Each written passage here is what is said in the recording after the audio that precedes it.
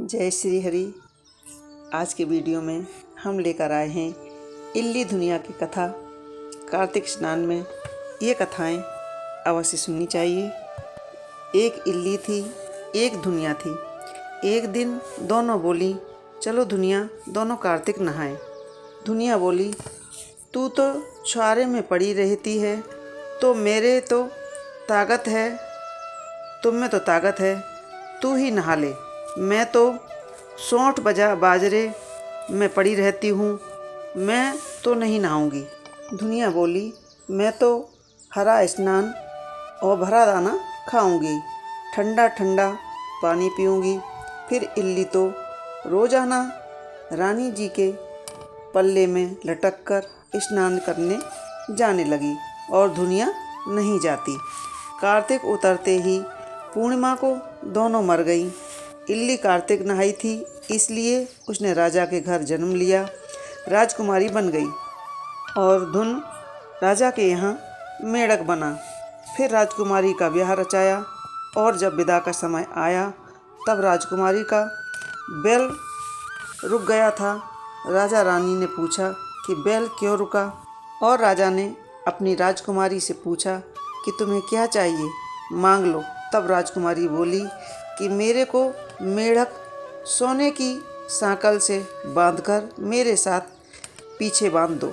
सबने कहा, राजकुमारी मेढ़क क्यों मांगा, तुम्हें तो सब कुछ धन दौलत देना चाहिए था, सो दे दिया। लेकिन उसने कहा कि मेरे को तो मेढ़क ही चाहिए। उसके रथ के पीछे मेढ़क बांध दिया। जैसे ही राजकुमारी महलों में पहुंची तो मेढ़क को सीढ़ी के नीचे बांध दिया। तब भी राजकुमारी सीढ़ी से उतरती चढ़ती तो मेढ़क कहता, ये चटको मटको श्याम सुंदरी, थोड़ा पानी पिला दो। मैं कहती थी कि तू कार्तिक नहा। राजकुमारी को इस तरह बातें करते हुए राजकुमारी की दौरानी झानी ने सुन लिया और सोचा कि राजा को रानी की बात बताई जाए।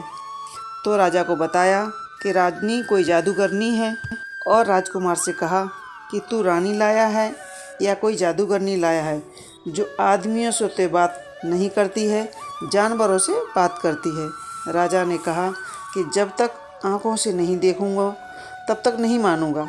एक दिन राजा छुप कर बैठ गया।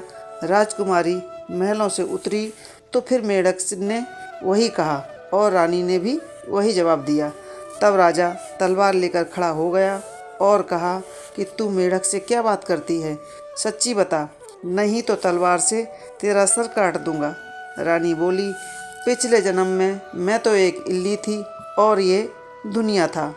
इसको मैंने कहा था कि आ दोनों कार्तिक नहाएं, यह तो नहाया नहीं और मैं नहा ली, इसलिए हम दोनों पिछली बात करते हैं। राजा ने कहा कि कार्तिक में गंगा नहाने का इतना फल होता है, तो हम दोनों भी जोड़े से कार्तिक नहाएंगे और खूब दान पुण्य करेंगे, जिससे हमें आगे इससे ज़्यादा फल मिलेगा।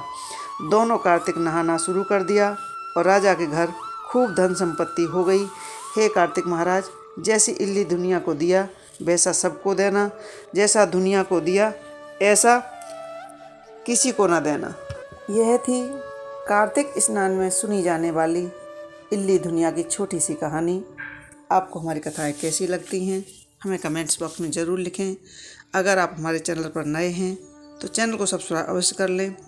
आने वाली व्रत और त्योहारों की कथाएं हम आपको इसी तरह सुना सकें और आपके पास सबसे पहले नोटिफिकेशन पहुंच सके और आप हमारी कथाएं सुनते हैं, हमें बहुत अच्छा लगता है।